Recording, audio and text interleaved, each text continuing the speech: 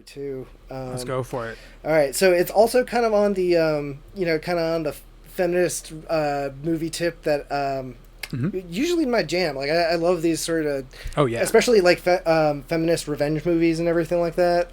Which so the movie is Promising Young Woman. It's very promising, a little disappointing. It looks great. The cast is a very talented cast. Some of the writing's really good, and there's a good chemistry between the lead couple. But I would say in general, it's a movie that I was definitely like disappointed by a little. More than a little bit. Like I came. This one was getting a lot of hype, man. I know, that was the thing. Is like I got hyped up. It looks great, and God, I should have looked up who the lead. We got Carey Mulligan here. Yeah. We got Bo Burnham. Yeah. We got both of Alison them are great. Brie. Alison Brie's pretty good. Yeah. And then what's his name? McNasty, or what was his name? McLovin. McLovin from. I forgot he's in that. Yeah. From he's on here. Yeah, there's like a really good cast, and it's a good concept. Let me see. It's basically, if you haven't seen the trailer, Carey Mulligan is she's a woman in her 30s. She still lives with her parents. She used to be a promising young woman in college. She was in medical school. She was like top of her class, and something traumatic happened in her life that kind of stunted everything, and now she spends every weekend getting drunk or pretending to be drunk and going out to clubs and waiting for a quote-unquote nice guy to try to take her home, and then she gets revenge on them.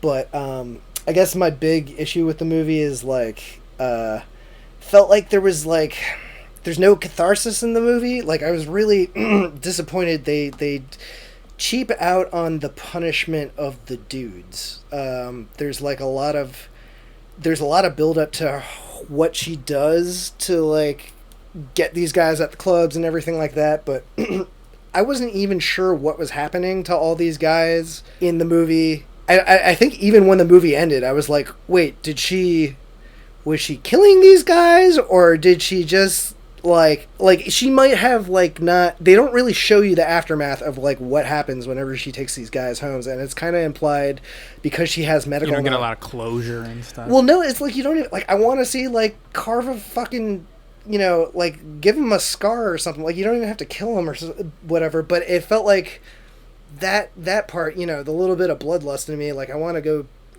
little bit of that for my thriller. I don't need it to be all blood and gore, but.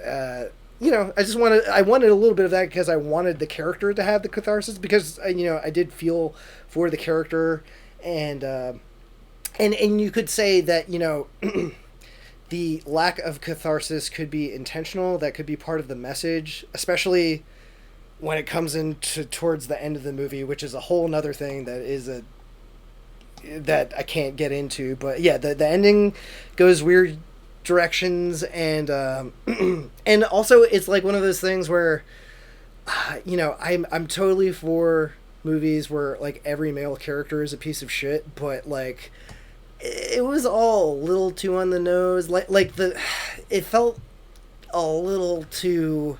It's a very angry movie, and it feels like this is like somebody like just pouring their anger out on the page, and I liked that energy, but it also felt like after the first half an hour I was kind of like, okay, I get what you're saying, like what else are you giving me here a little bit. And but yeah, that's the thing, is like mostly I felt like this movie's supposed to be like empowering Carey Mulligan, but it kind of felt like it was doing the opposite, because there's a lot of scenes where she's like kind of helpless and she gets like fucked over a lot and everything like that. So yeah, I don't know. This is weird. Oh, sorry. No, yeah, but this is from the woman who did like Killing Eve or something. Mm-hmm. She was like one of the head writers on Killing Eve, or the director. Right? And I've only seen a few episodes of Killing Eve, but that seems like a great show. And you would like Killing Eve, yeah. It's great. And the writing in this is still good. I think it just, I almost wish like there was like I don't know, like another writer to maybe like having that writer's room is like a good balance or something like that. But I just felt like I kind of was starting to get bored with it after a while, a little bit. But so not to be too negative on it, the good parts of it, like some of the schemes, the better parts of it is like how she goes about concocting her revenges. Like there are some ways that I particularly like. There's who's the mom from what's that football show, Friday Night Lights? The mom from the redhead. Yeah. Man, I'm trying to. Yeah, I know who you're talking about, but I can't remember. She's basically like the dean of it. I guess the dean at the college where this bad thing that happened to Carey Mulligan was attending, and I really like her way of getting revenge on her in particular. It's actually pretty. Some of that stuff is pretty good. But yeah, I just wish it was evened out. Like I kept on wanting to like the movie, and the other thing is, on top of the cast being great or pretty good, it's beautifully shot. Like I really love the way it's shot. It's kind of almost, speaking of Carey Mulligan, it's almost a little bit like that Drive color palette, like a tiny bit, like where there's certain shots that are very showy. Like there's this one shot where it's like her and Bo Burnham are just like having a conversation at her work, and then it like randomly cuts to a single on her face, and it's like the decorations behind her on the wall like make her look like she's framed like the Virgin Mary in like one of those like classical Renaissance. It's so showy that it's like kind of like it almost takes me out of it a little bit sometimes, you know what I mean? And then there's like other scenes that I didn't quite get, where it's like there's this montage in the opening that shows like Carey Mulligan kind of doing her bar thing, and it ends with this shot of her walking down the street in slow motion and holding. It's a fucking awesome shot where she's holding like some sort of pastry that's got like jam in it, and the jam is like dripping down her wrist, so it kind of looks like blood and everything like that. I was like, okay, cool, this is an awesome shot. And then she's immediately, as she's walking down the street, there's a bunch of construction workers catcalling her. And so she like just kind of turns and stares at them, and then like I think behind her the construction, there's like a forklift or something like that, like that's demolishing a wall, and it's a really cool shot. It's basically she stands there and stares at the construction workers, and then like after like 10 seconds the construction workers kind of like feel ashamed and then like walk away. But it's weird. It felt like the movie was like, she showed them.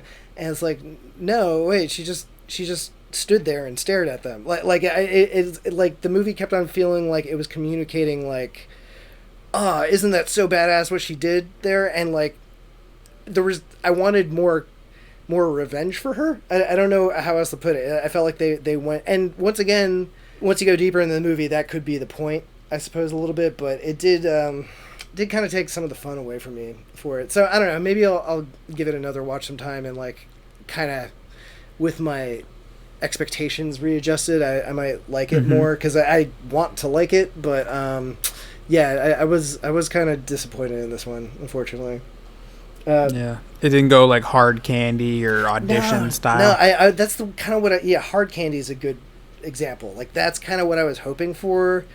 And, like I wanted, like, not just, like, gore and stuff like that, but, like, a good, like Hard Candy, for example, is a good movie that has a nice, good dialogue scenes about its subject matter.